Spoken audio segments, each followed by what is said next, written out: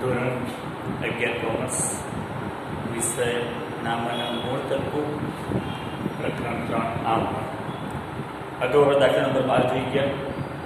હવે જોઈએ દાખલા નંબર 13.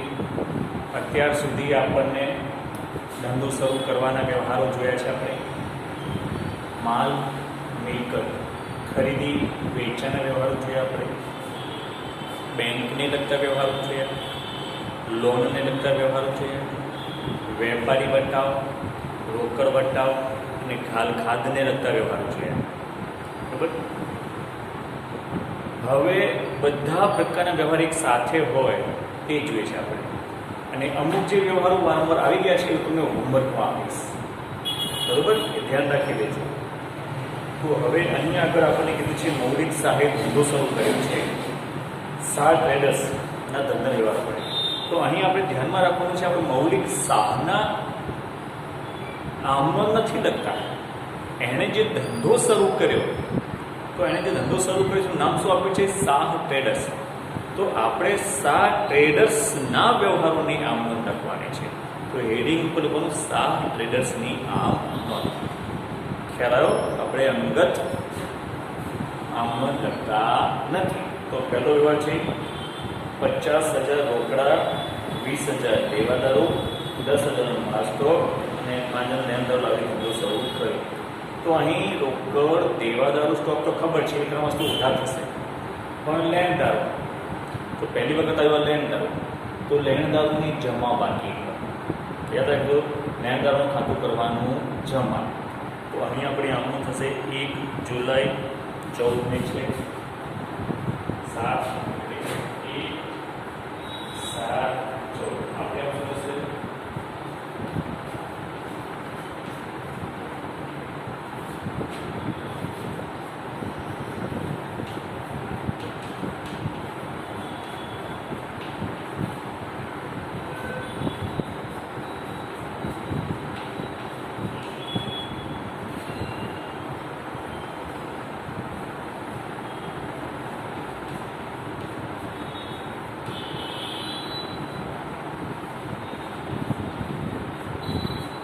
રકમો કેવી રીતે લખવાની? 50,000, 20,000, 10,000.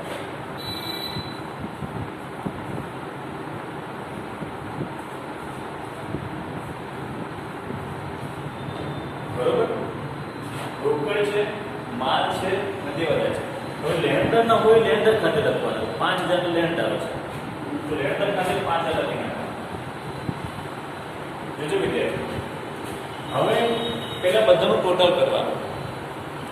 એમાંથી લેણદારો બાદ કરીને મૂડી ખાતે લખવાનું. તો 50, 60, 70, 80. તો 80,000 માંથી 5,000 બાદ કરવાના, તો વધે 75,000 એ લખવાના મૂડી ખાતે.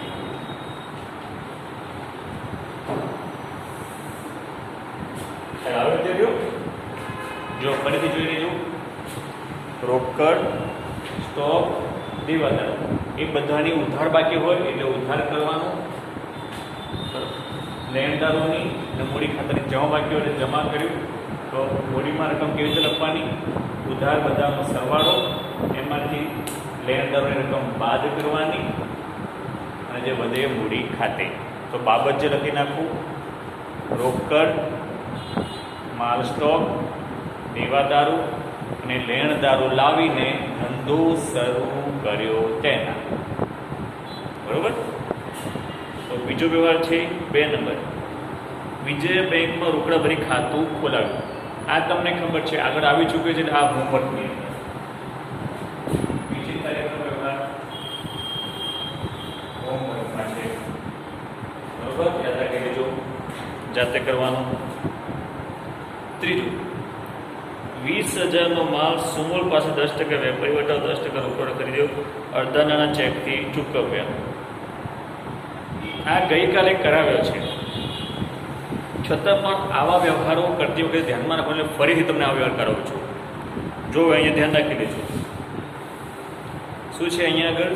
તો સૌથી પહેલાં શું કર્યું છે આપણે? કેટલો માલ શું કર્યો છે? ખરીદ્યો છે કે વેચ્યો છે? ખરીદ્યો છે માલ. બરોબર. તો અડધા નાણાં રોકડા ચૂકવ્યા છે, ચેકથી ચૂકવ્યા. અડધા નાણાં અડધા નાણાં ચેકથી ચૂકવ્યા, અડધા નાણાં ચૂકવવાના બાકી છે. તો સૌથી પહેલાં તો ખરીદેલ માલની કિંમત શોધવાની.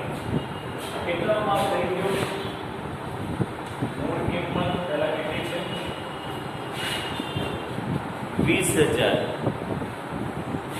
મૂળ કિંમત છે 20,000 માઇનસ વેપારી વટાવ. વેપારી વટાવ કેટલા છે? 10%. તો 20,000 ના 10% એટલે 2,000.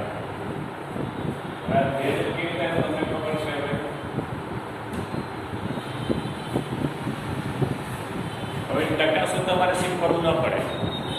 ફરી તમને કહી દઉં, ટકા શોધવા હોય તમારે 11માં તમે કેલ્ક્યુલેટરનો ઉપયોગ કરી શકો છો. તો કેલ્ક્યુલેટરમાં તમારે ટકા શોધવા માટે સૌથી પહેલાં કુલ રકમ લખવાની 20,000, પછી ગુણ્યા 10/100. અને ડાયરેક્ટ કરવું હોય તમારે તો 20,000 ગુણ્યા 10%. એટલું કરશો તો પણ તમને ડાયરેક્ટ ટકાની રકમ મળી જશે. તો અહીં હવે વાત કરી કે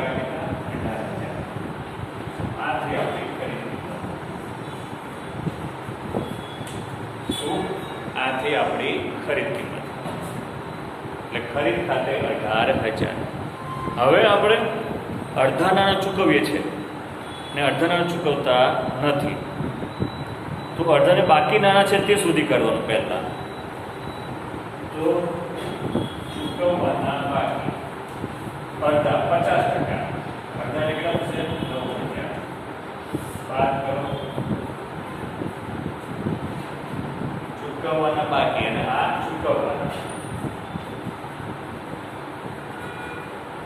જોઈ લો ફરીથી. અને હવે જે રકમ ચૂકવવાના છે આપણે 9,000, એની ઉપર આપણને રોકડ વટાવ મળે. ચૂકવવાના 9,000, એની ઉપર આપણને રોકડ વટાવ કેટલો મળશે?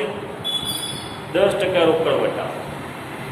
તો માઇનસ 10% રોકડ વટાવ. તો ફરીથી હવે 10% ની કેટલા આવશે? 900.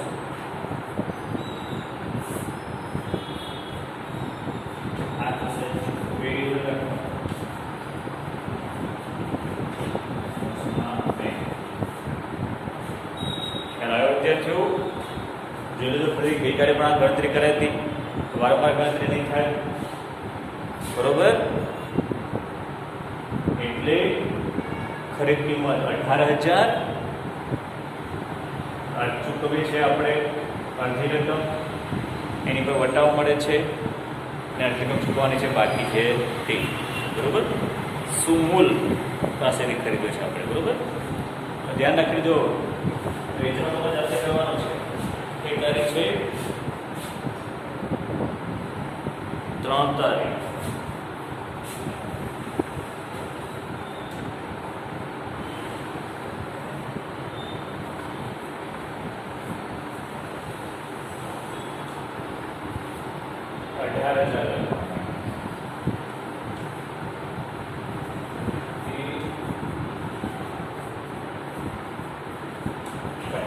બાકી રહે છે, ચૂકવવાનો બાકી 9,000. ચૂકવે છે તે કેટલા ચૂકવે છે? 8,100. એ વટાવ.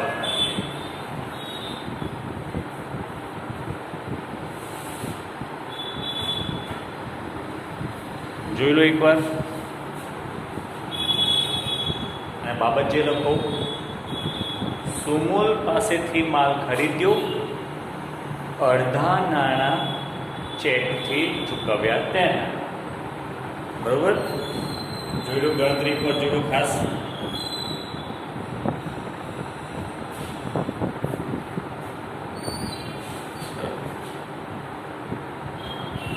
હવે ચોથો વ્યવહાર,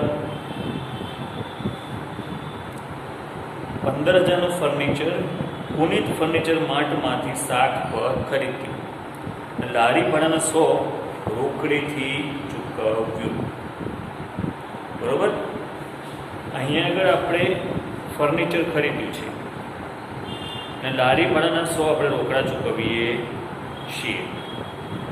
તો આપણે આમને શું થશે? આ વ્યવહાર કરાવી ચૂક્યો છે, ધંધામાં ફર્નિચર આવે છે, બરોબર.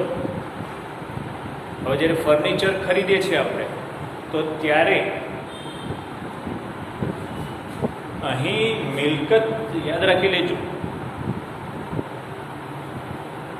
માલ ખરીદીએ છીએ, શું એકદમ ખાસ, જ્યારે માલ ખરીદીએ છીએ આપણે, તો માલની રકમ, લારી ભાડાની રકમ એ માલમાં ઉમેરતા નથી, પણ મિલકત ખરીદી વખતે જે કંઈ ખર્ચ થાય એ મિલકતમાં ઉમેરવામાં આવે છે.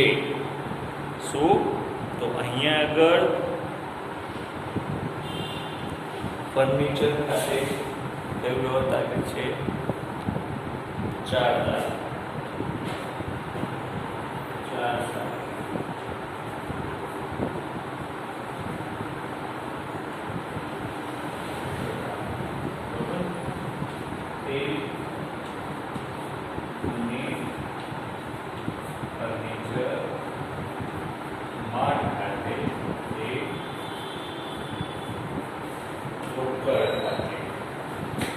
બરોબર. તો 15,000 ફર્નિચર છે 100.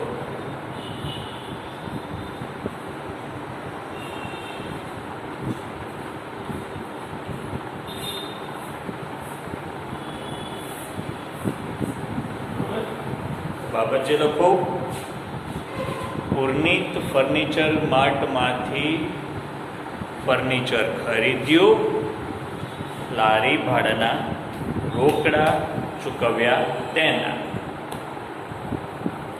બરોબર. જોઈ લેજો.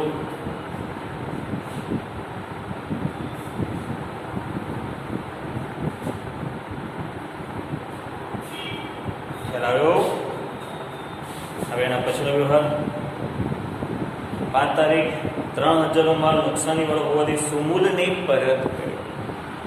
આપણે સુમૂલ પાસેથી માલ ખરીદ્યો હતો, બરોબર, અને એ નુકસાની વાળો હતો, એટલા માટે એ માલ આપણે પાછો આપ્યો છે. તેથી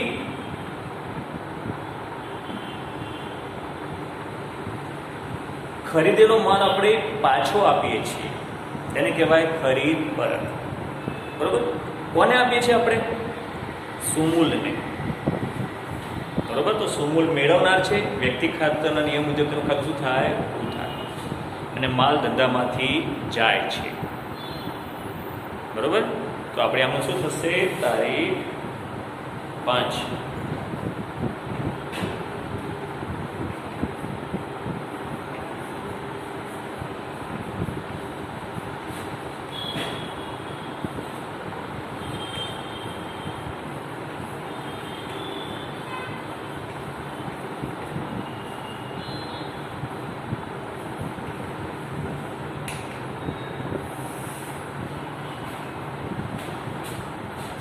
બાબત જે સુમૂલને નુકસાની વાળો માલ પરત કર્યો તેના. બરોબર. ત્યારે જો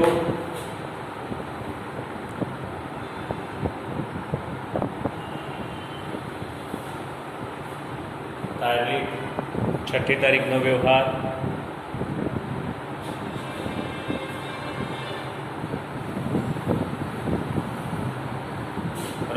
હવે જો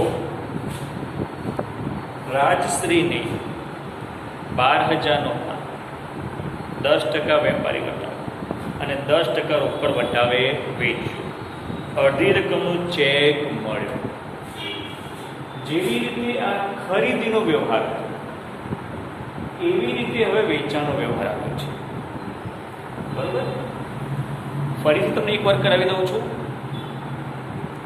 પછી તમે જાતે કરશો. બરોબર. અહીંયા ખરીદી હતી તો વેચાણ છે. જોજો તમે હવે ટકા તમારે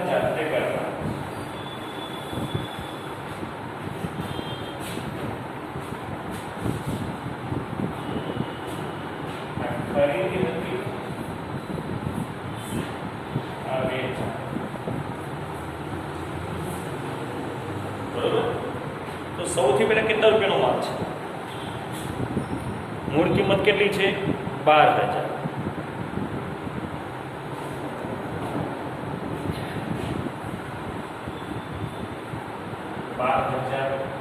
માઇનસ વેપારી બતાવો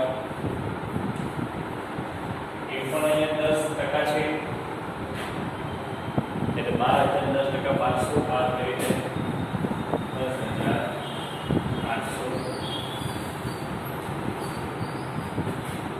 શું આવ્યું? 10,800 કિંમત આવી વેચાણ કિંમત. હવે અડધા નાણાં બરોબર અડધી રકમનો ચેક મળ્યો છે માઇનસ મળવાના બાદ અડધા અને 5,400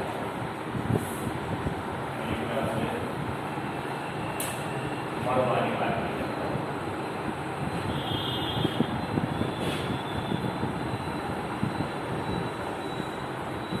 પછી એમાંથી રોકડ વટાવો કેટલા ટકા કીધા છે? એ પણ છે 10%. એ નાના 10% એટલે 504. અહીંયા મળેલ તો અહીંયા કેટલા આવશે? 4,960.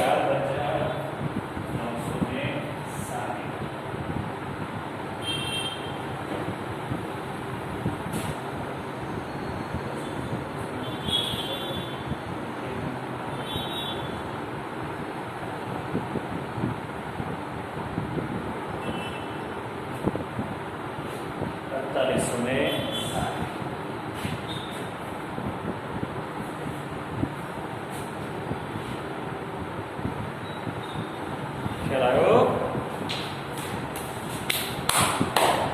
જો પહેલા વેપારી વટાવ બાદ કરવાનો, પછી જે રકમ નથી ચૂકવાતી એ શોધવાની. અડધી રકમ હોય તે તો અડધી રકમ બાદ કરી દેવાની બરોબર. પછી અડધી રકમ ઉપર રોકડ વટાવ. રોકડ વટાવ હંમેશા જે રકમ ચૂકવાય કે જે રકમ મળે તેની પર ગણાય. તો એ રકમ બાદ કરવાની, એ પણ મળે નહીં, એ ચૂકવીએ નહીં, એ બાદ કરીએ, ચોખ્ખી રકમ આપણને મળે બરાબર. વેચાણનો વ્યવહાર છે. કોની પાસે વેચ્યું છે? આપણે રાજશ્રી પાસે. તો અહીંયા ખરીદ ખાતું ઉધાર થતું હતું તો વેચાણ ખાતું થાય જમા. તો રાજશ્રી ખાતે ઉધાર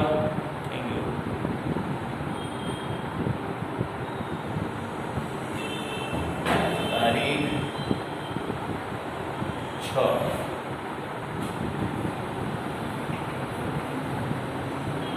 ચેક મળે છે.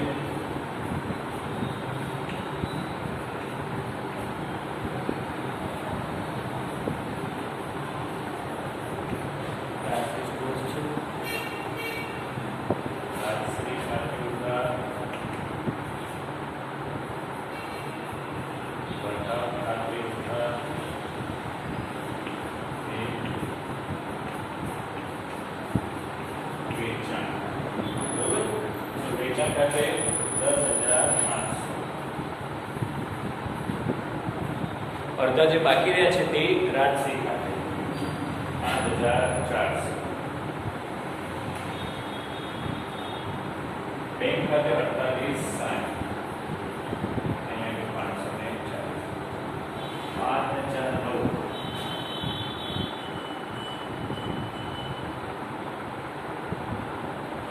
આનું ટોટલ આટલું થવું જોઈએ.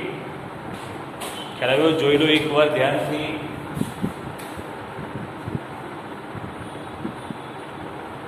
બરોબર, આ ગણતરી જોઈ લો, ખાસ ગણતરી જોઈ લો. ગણતરી નોટમાં ઉતારજો કેવી રીતે ગણતરી કરવાની છે તે. બરોબર, ખાસ બાબત જે લખી નાખો. રાજશ્રી ટેરેસને માલ વેચ્યો, અડધી રકમનો ચેક મળ્યો તેના.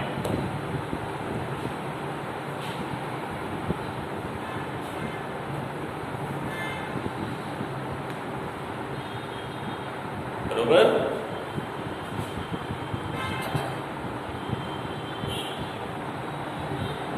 હવે આગળ જઈએ આપણે. 8મું, મહેન્દ્રને 15,000નો માલ 10% વેપારી વટાવ અને 10% રોકડ વટાવ રોકડેથી વેચ્યો. વેપારી વટાવ છે, રોકડ વટાવ છે, તો એ પૂરેપૂરા નાણાં મળી જાય છે. શું? પૂરેપૂરા નાણાં મળી જાય છે. એટલે આપણે આવી અડધી ગણતરી કરવાની ક્યાંય રહેતી નથી. રોકડથી માલ મળે છે, આપણે રોકડથી માલ વેચીએ છીએ આપણે, તો રોકડ ધંધામાં આવે છે, બરોબર. અને પૂરેપૂરી રકમ મળે છે, તો એ પૂરેપૂરી રકમ ઉપર વટાવ ગણાય. તો સૌથી પહેલાં રોકડ ધંધામાં આવે છે, તો રોકડ ખાતે ઉધાર. તો આમાં જોવાના ગણતરી કેવી રીતે કરવાની? પહેલાં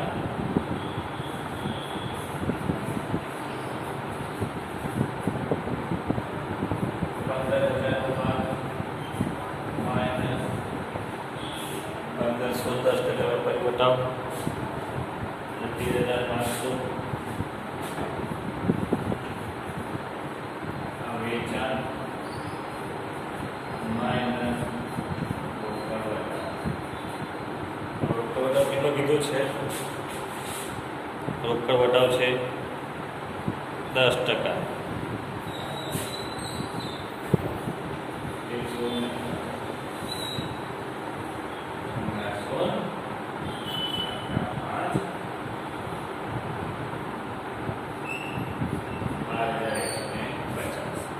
એટલી કિંમત આપણને મળે છે. ખ્યાલ આવ્યો? રોકડ વ્યવહાર છે, પૂરેપૂરી રકમ આપણને મળી જાય છે, એટલા માટે અહીંયા આગળ કેટલી છે? 8 તારીખ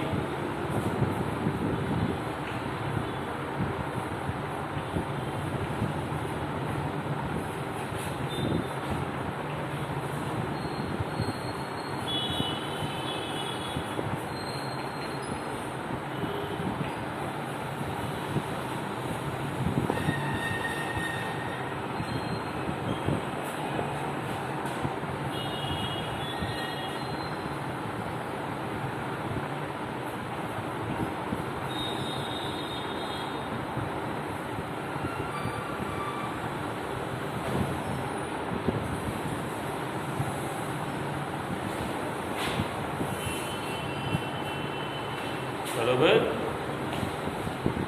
બાબત લખી નાખો.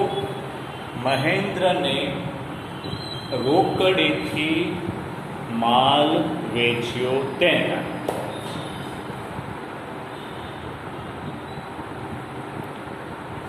બરોબર.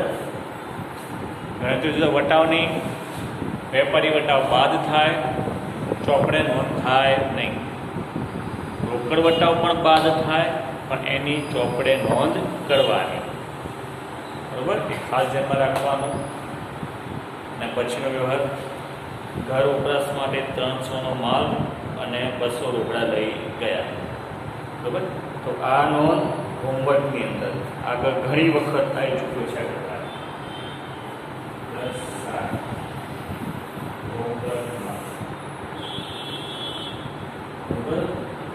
10 તારીખનો વ્યવહાર, પછી 11.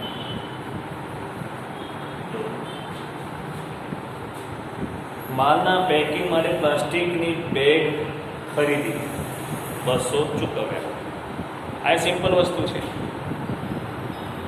પેકિંગ માટે બેગ ખરીદી છે, તો તેને કહેવાય પેકિંગ ખર્ચ. બરાબર. ખર્ચ છે એટલે એ ખાતું થાય ઉધાર. પેકિંગ ખર્ચ ખાતે ઉધાર.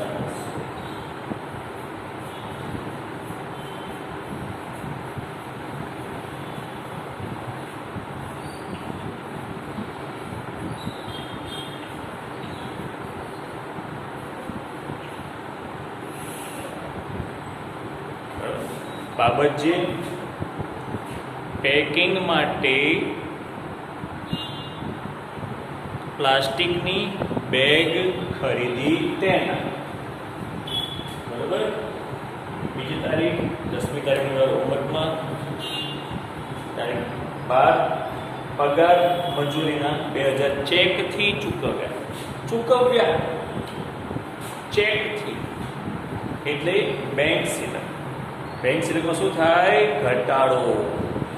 ચૂકવીએ છીએ એટલે ચેકથી આપણે પૈસા આપીએ છીએ એટલે બેંક સિલક ઘટે. મેં તમને શું યાદ રાખવાનું કીધું છે?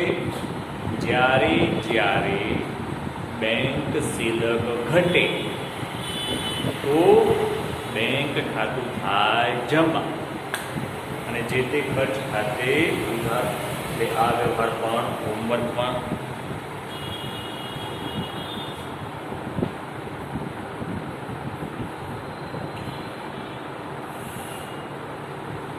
બરોબર ધ્યાન રાખી લીધું. સિમ્પલ વસ્તુ છે.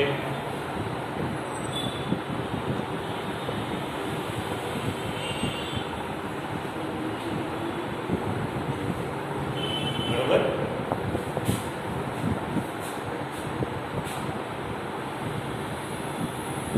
હવે 13મો કે રાજશ્રી પાસેથી બાકી લેના પેટે 300 ઘાલખાદ પડી. એટલે રાજશ્રી પાસે આપણે નાણાં લેવાના હતા. કેટલા લેવાના હતા? 12,000 અને અડધી રકમ ખરીદારીના વ્યવહારમાં કેટલી લેવાની હતી? 5400. રાજશ્રી પાસેથી આપણે 5400 લેવાના હતા. 5400 અહીંયા આગળ. અને આપણને કીધું છે રાજશ્રી પાસેથી બાકી લેના પેટે 300 ઘાલખાદ પડી. બરોબર. તો એનો મતલબ એ થયો કે રાજશ્રીએ આપણને નાણાં ચૂકવ્યા. શું? રાજશ્રીએ આપણને નાણાં ચૂકવ્યા.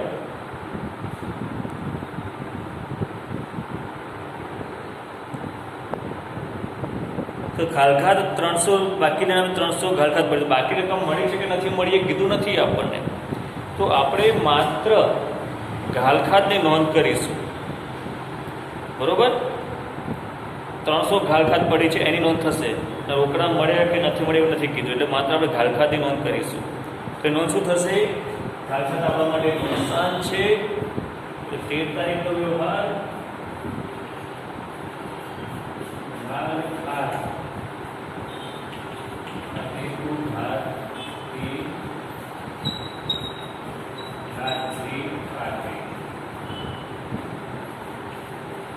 બરોબર. તો લખી નાખો બાબતજી. રાજશ્રીના લેણા પેટે 300 ઘાલખાદ પડી તેના. બરોબર.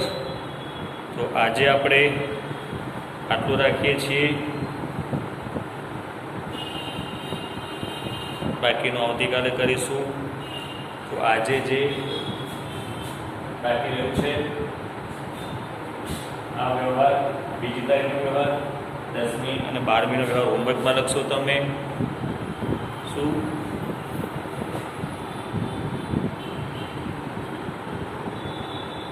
બીજી તારીખ, 10મી તારીખ અને 12મી તારીખ આ વ્યવહાર હોમવર્કમાં લખવાના અને આગળનો દાખલો કાલે કરીશું આપણે. બરોબર. આજે આટલું.